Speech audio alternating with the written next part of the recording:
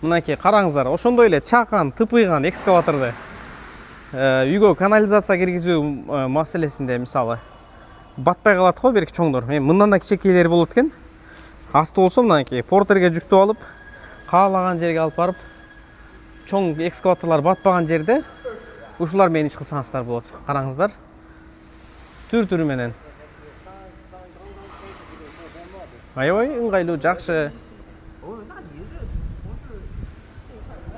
Портерге жүктөйсүздөр дагы кетип барып ишти кыла бересиздер. Чоң экскаватор кылган ишти, албетте чоң экскаватор кылган ишти кыла албайт, бирок касканга өтө ыңгайлуу.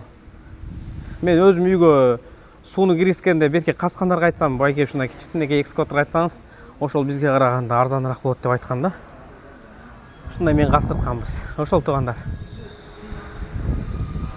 Түр-түрлөрү көп. Бул шоурум катары жер экен. Чоң завод.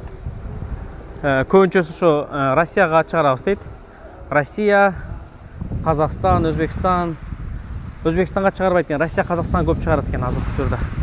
Кимге кызык болсо, кайрылыңыздар ушул жерде. Техниканын бардык түрүн билип, сиздерге ортомчусу алып барып бергенге аракет кылабыз. Ошол туугандар, Мегатрейдинг KG сиздин Кытайдагы ишенimдүү өнөктөшүңүз.